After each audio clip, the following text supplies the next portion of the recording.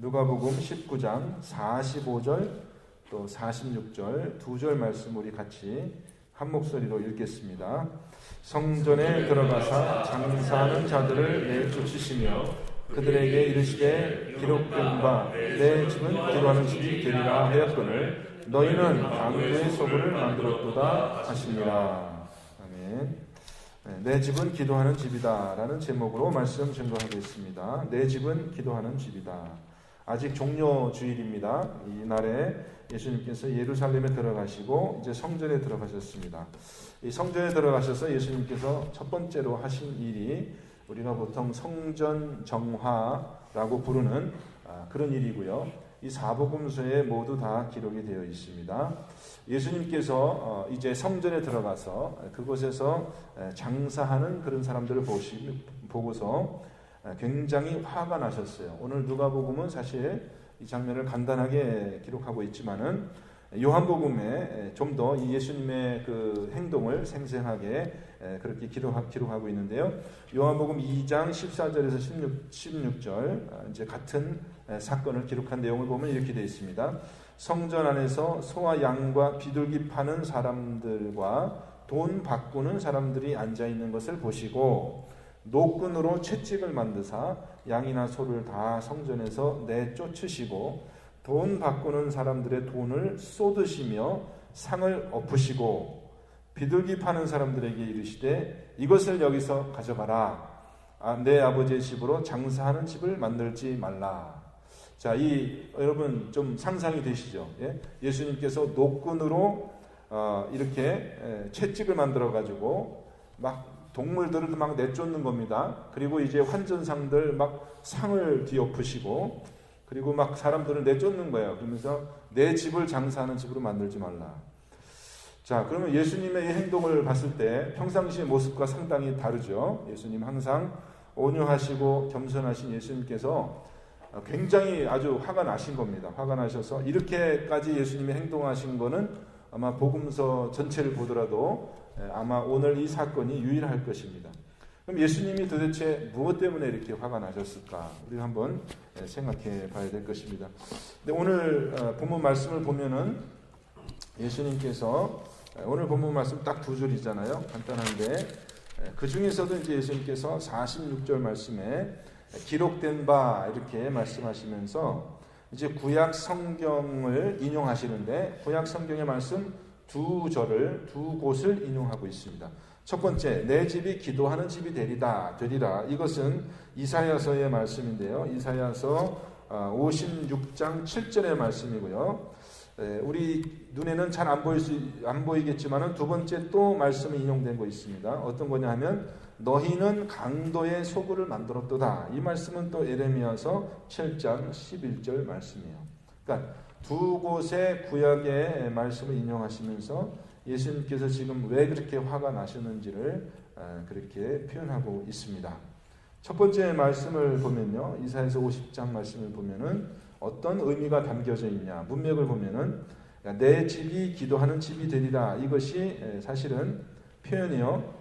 오늘 본문 말씀에는 내 집이 기도하는 집이 되리라 이렇게 되어 있지만은 원래 이사야서의 말씀을 보면은 내 집은 만민이 기도하는 집이다. 이렇게 표현되십니다. 만민이 기도하는 집이다. 그리고 그 앞에 어떤 표현이냐 하면은 또 여호와와 연합하여 그를 섬기며 여호와의 이름을 사랑하며 그의 종이 되며 안식일을 지켜 더럽히지 아니하며 나의 언약을 굳게 지키는 이방인마다 유대인이 아니라 이방인마다 내가 곧 그들을 나의 성산으로 인도하여 기도하는 내 집에서 그들을 기쁘게 할 것이며 그들의 번제와 희생을 나의 제단에서 기꺼이 받게 되리니 이는 내 집은 만민이 기도하는 집이라 일컬음이 될 것입니다.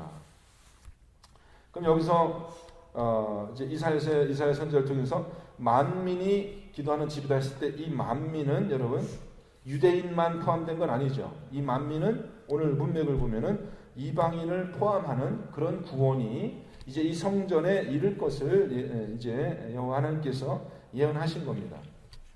그러면 지금 예수님께서는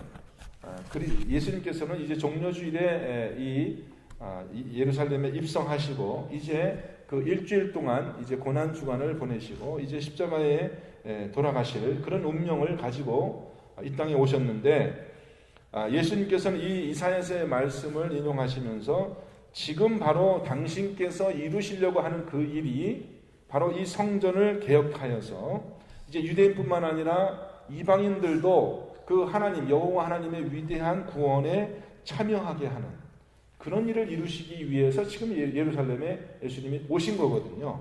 그러니까 구약 성경에 그 예언된 바 내 집은 만민이 기도하는 집이 될 것이다 라는 바로 그 일을 이루시기 위하여 예수님이 지금 이 성전에 들어와 계시다라는 것입니다. 그런데 두 번째 이제 인용한 것을 보면은 만민이 기도하는 집이 되어야 될 그 성전이 지금은 어떻게 되어 있어요? 강도의 구렬, 강도들이 진을 치고 있는 그런 지금 형편이 되었다. 거기에 예수님이 아주 크게 분노하신 겁니다. 에레미야서 7장의 그 문맥을 보면은요 이렇게 되어 있습니다.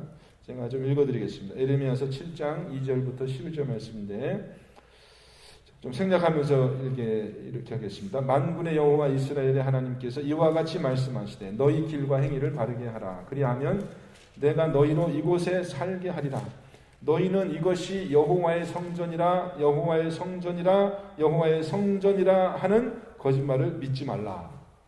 3번씩이나 되풀이해서 제가 일부러 반복해서 얘기한 게 아니라 에레미야서 7장 4절에 그렇게 되어 있어요. 너희는 이것이 여호와의 성전이라 여호와의 성전이라 여호와의 성전이라 하는 거짓말을 믿지 말라. 제가 성경을 좀 잘 몰라서 그러는지 모르겠지만은 이 표현이 히브리서에는 2번 반복되는 것이 보통이고요. 3번 반복하는 것은 극히 드뭅니다. 거의 저가 기억이 나질 않거든요. 그러니까 지금 굉장히 강조해서 얘기하는 거예요. 사람들이 여기가 여호와의 성전이라 해도 그것이 거짓말이라는 거예요. 믿지 말라는 겁니다. 너희가 만일 길과 행위를 참으로 바르게 하여 이웃들 사이에 정의를 행하며 이방인과 고아와 과부를 압제하지 아니하며, 여기서 3 부류의 사람들이 언급이 되고 있습니다. 이방인과 고아와 과부를 압제하지 아니하며 무지한 자의 피를 이곳에 흘리지 아니하며 다른 신들 뒤를 따라 화를 자초하지 아니하면 내가 너희를 이곳에 살게 하리니 곧 너희 조상에게 영원 무분토록 준 땅에니라. 그런데 9절 너희가 도둑질하며 살인하며 간음하며 거짓 맹세하며 바알에게 분향하며 너희가 알지 못하는 다른 신들을 따르면서 내 이름으로 일컬음을 받는 이 집에 들어와서 내 앞에 서서 말하기를 우리가 구원을 얻었나이다 하느냐? 이는 이 모든 가증한 일을 행하려 함이로다. 내 이름으로 일컬음을 받는 이 집이 너희 눈에는 도둑의 소굴로 보이느냐? 이 말씀입니다. 이 말씀을 인용한 겁니다. 내 이름으로 일컬음을 받는 이 집이 너희 눈에는 도둑의 소굴로 보이느냐? 그러면서 다른 이웃을 압제하며 정의를 행하지 않는 이스라엘이 여호와의 하나님의 집에 와서 형식적으로 예배만 드리는 그런 일들을 신랄하게 예레미야 선지자를 통해서 이제 질책하고 계신 거죠. 바로 그 말씀을 인용하고 계시는 겁니다. 예수님께서요. 자, 그러면 이 성전에서 하나님의 성전에서 이러한 불공평한 일들이 일어나게 되었는가? 대제사장과 이제 특별히 성전을 관리하고 있던 사두개인들은 이런 생각을 아마 했을 겁니다. 제가 이제 그들의 입장에서 여러분에게 변명을 좀 하자면은, 자, 이스라엘 사람들이 제사를 드리기 위해서 예루살렘의 성전에 올 때 반드시 가져와야 될 것이 그 희생의 제사를 드릴 그 제물을 가져와야 되겠죠. 그런데 어떤 율법의 법이 있습니까? 하나님께 희생을 드리는 그 동물은 흠이 없는 것으로 드려야 된다라는 법이 있어요. 그래서 성전에 출입하는 여러 출입문에 이제 제사장의 직분을 가진 사람들이 문지기의 역할을 하잖아요. 문지기, 성전 문을 관리하는, 문을 열고 닫고 하는 그 문지기가 보통 제사장들이 하는 일인데, 이 문을 지키고 서서 출입하는 사람들과 또 이 동물들을 일일이 검색을 하는 거죠. 그래가지고 이 동물에게 흠이 있으면은 어떻게 돼요? 흠이 있는 것은 부정하다 생각하기 때문에 부정한 것을 성전에 드리지 못한다. 이제 그렇게 하는 겁니다. 그래서 이제 이 제사장들이 성전문에 서가지고 사람들이 제사하러 오는 것을 보면서 부정한 동물을, 그러니까 흠이 있는 동물을 가지고 오면 이것은 안 된다라고 하면은요, 여러분 가까운 데서 온 사람 같으면요 집에 가서 얼른 다른 걸 가지고 오면 되겠지만, 멀리 10리, 20리, 심지어는 하루 바깥에서 이렇게 가지고 온 사람들은 어떻게 해요? 기껏 집에서 좋은 걸 가지고 왔는데 오다가 무슨 사건이 생겨서 뭐 흠이 생길 수도 있고, 그렇게 되면은 다시 집으로 갈 수도 없고 참 곤란하잖아요, 입장이. 그러니까 이제 사람들이 어떤 일을 하게 된 겁니까? 동물을 가지고 오는 것도 번거롭지만은 또 혹시 잘못이 있을까 해서 이제 동물을 가지고 오지 않고 돈을 가지고 오는 겁니다. 돈을 가지고 성전에 들어오면은 어떻게 해요? 이 제사장들이 인정한 이제 공인된 그러한 이제 동물들을 살 수 있는 거죠, 성전 안에서. 그런데 이 값이요, 성전 안에서 사는 값이, 양의 값이 성전 바깥에서 사는 것보다 보통 몇 배가 되겠습니까? 제가 모르지만은 3배, 어떤 분은 20배까지 얘기하세요. 너무 폭리고, 여러분 실감나는 예를 하나 들자면, 요즘에 이제 공항에 이렇게 들어가면은요, 보안 검색대가 있어가지고요, 물을 못 가지고 들어가잖아요. 물을 못 가지고 들어가는데 꼭 공항 검색대를 통과해서 들어가서 비행기를 기다리고 있으면 꼭 목이 마르더라고요. 꼭 그 시점에는 목이 말라서 이제 그 가게 들어가서 물을 한 병 샀더니 물 한 병이 얼마나 비싼지, 물 조그만 거 한 병이 2불 몇십 불 하는데 바깥에서는 몇십 전이면 살 수 있는 그런 물이, 그러니까 제가 볼 때는 한 2배, 3배는 받는 것 같아요. 왜 비싼지 모르겠어요. 바깥에서 거기까지 들어가는데 10m도 안 되는데 왜 여기는 싼데 거기는 왜 비싼지 모르겠습니다. 근데 안 사 먹을 수가 없는 거예요. 그죠? 우리 속담에 울며 겨자 먹기 이런 표현이 있는데, 뻔히 비싼 줄 알면서도 안 사 먹을 수가 없어요. 왜냐하면 비행기 안에 들어가면 더 비싸요. 거기서도 또 뭐 사 먹으라는데 더 비싸요. 그래서 어쩔 수 없이 사 먹는 그런 것처럼 지금 성전 안에 들어가서 제사는 드려야 되겠는데 내가 가지고 온 것은 못 갖고 들어가게 하고 자기들이 파는 그것만 사가지고 그렇게 제사를 드리라고 해가지고요, 폭리를 취하고 있었습니다. 또 돈도 그래요. 돈을 이렇게 가지고 들어가면 보통 내가 쓰는 돈은 뭐예요? 내가 쓰는 돈은 그때 로마가 다스리는 시대니까 로마 제국에서 발행한 그런 이제 동전을 가지고 가야 했지 않습니까? 그러면 로마 시대에 발행한 그 동전을 보면은 거기 누구 얼굴이 그려져 있어요? 누구 얼굴이? 가이사의 얼굴이 그려져 있는 거예요. 그러면은 제사장들이 그 돈을 하나님께 드릴 수 있다고 그래요? 못 드린다고 그래요? 못 드리는 겁니다.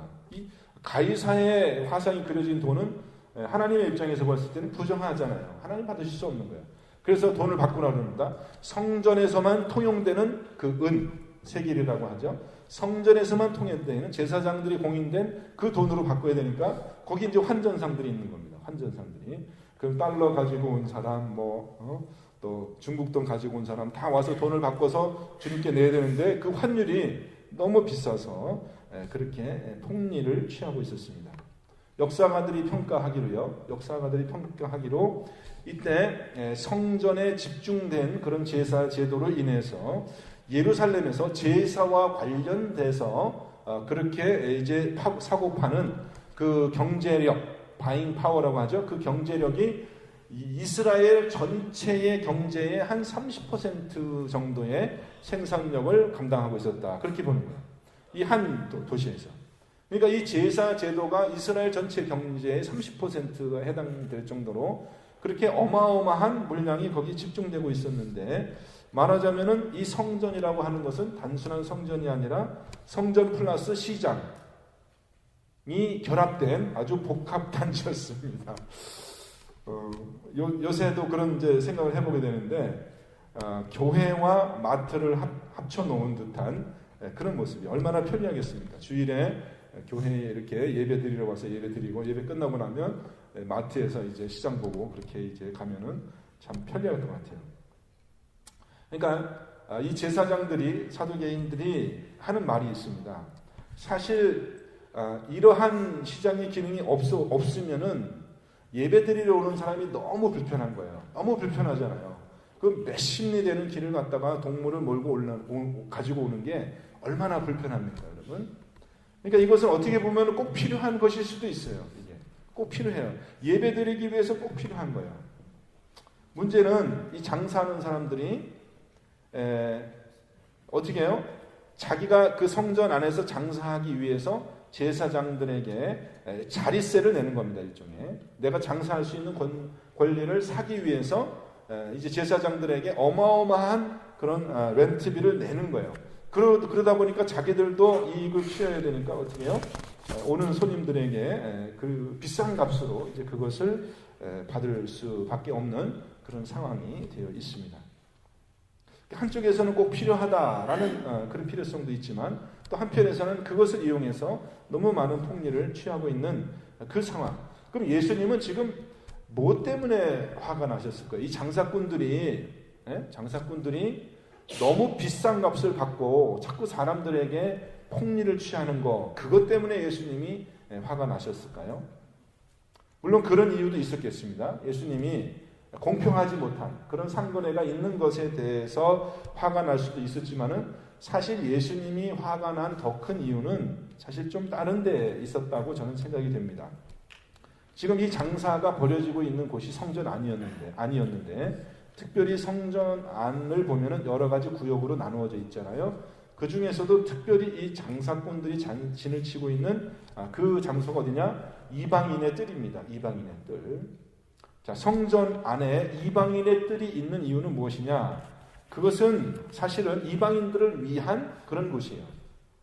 그것은 하나님이 이제 장차 이 하나님의 구원이 유대인뿐만 아니라 모든 이방인들에게, 그래서 내 집이 만민이 기도하는 집이 될 것을 미리 보여주시기 위하여 이방인들도 접근하여서 예배드릴 수 있도록 그렇게 성전 안에 이방인의 뜰을 만들어 놓은 것이거든요. 그리고 예수님이 지금 이 땅에 오신 이유가 무엇이에요?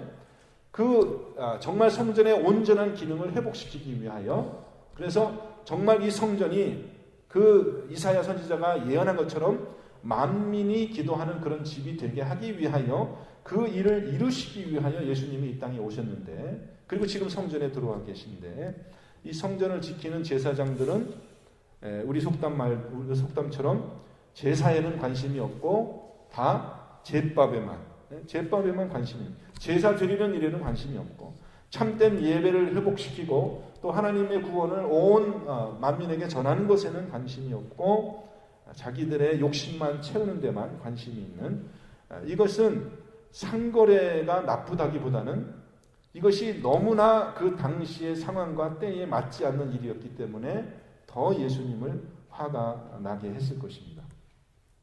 우리가 어떤 일이 좋은 일인가 나쁜 일인가를 판단할 때 그 일 자체가 또 중요한 의미가 있고 그 일 자체로 평가되기도 하지만 그것이 정말 때와 장소에 맞는 일인가도 중요하죠. 그죠?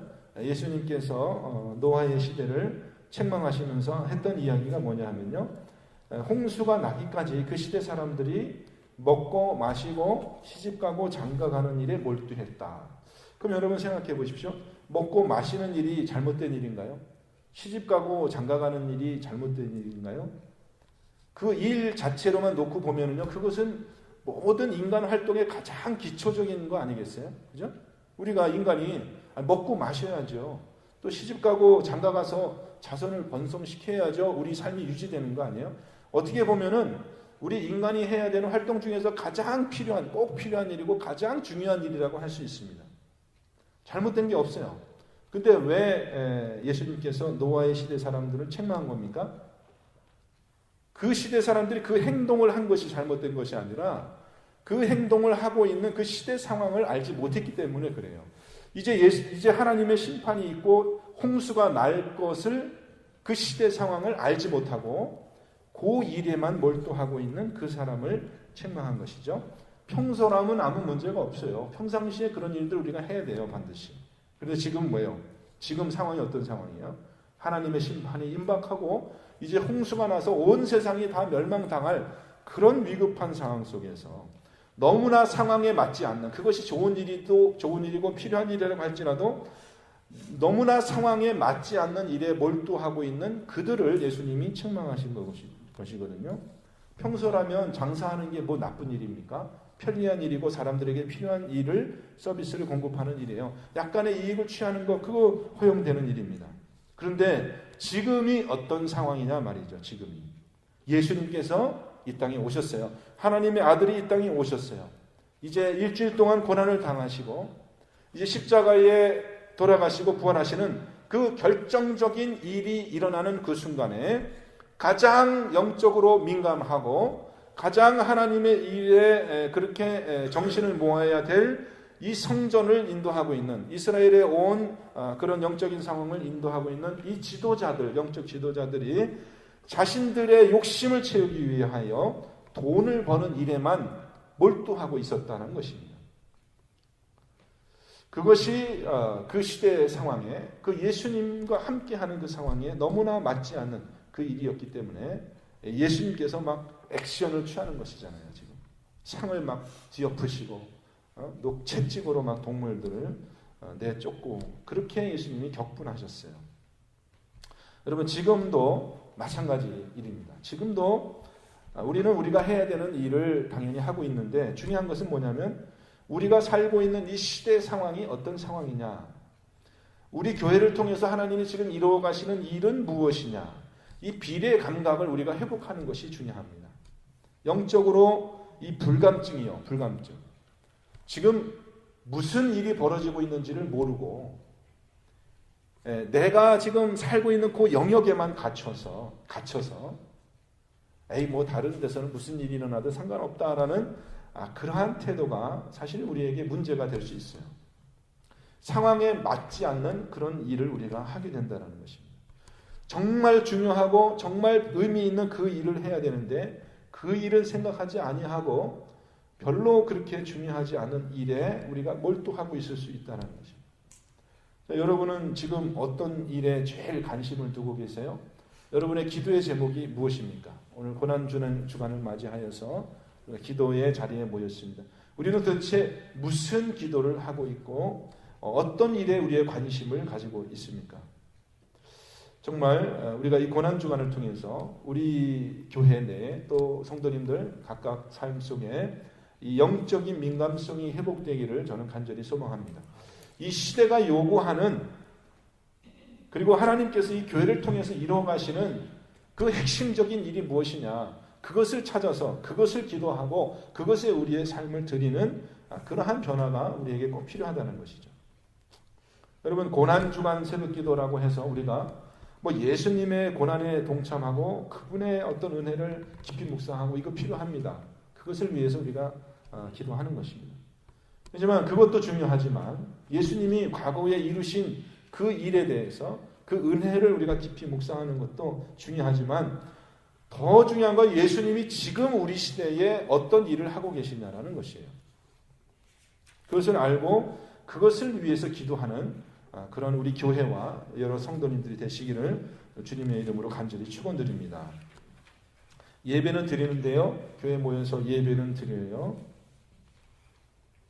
그런데 막상 하나님께서 이루어 가시는 그 일에 우리 교회가 무관심하고 그 일에 동참하고 있지 못한다면 우리가 드리는 예배도 사실 올바른 예배가 되지 않을 것입니다. 어쩌면 예수님께서 이때 이렇게 화를 내셨던 것처럼 그렇게 우리 교회의 게으름과 무관심을 탓하고 분노하실 수도 있다는 것이죠. 아직 성전은요, 우리 교회는 만민이 기도하는 집이다라는 이 하나님의 꿈을 이루지 못했습니다. 아직 만민이 기도하는 그런 집의 기능이 회복되질 않았어요. 하나님께서 우리 선교교회를 통해서 그 일을 이루어 가시기를 저는 간절히 소망합니다. 다른 일이 아니라 정말 이 교회가 온전히 교회다워지고 예배가 온전히 예배다워지고 만민이 정말 이 교회에 나와서 마음껏 기도하는 그런 성전의 회복이 오늘 이 시간 우리 시대에도 우리 주님께서 이루시는 그런 일인 줄 믿습니다. 저와 여러분과 우리 교회가 그런 일에 쓰임받는 귀한 교회가 되시기를 주님의 이름으로 간절히 축원드립니다. 함께 기도하겠습니다. 하나님, 이 시간 주님께서 말씀을 통하여 우리에게 성전의 그 올바른 기능, 만민이 기도하는 집의 기능이 회복되기를 말씀하고 계십니다. 하나님, 정말 우리는 이 시대의 상황을 어떻게 파악하고 무엇에 관심을 두고 우리의 힘과 또 에너지를 쏟고 있습니까? 하나님, 영적인 민감성 회복시킬 수 있도록 주님 함께 하여 주옵소서. 예수 그리스도의 이름으로 기도하옵나이다. 아멘.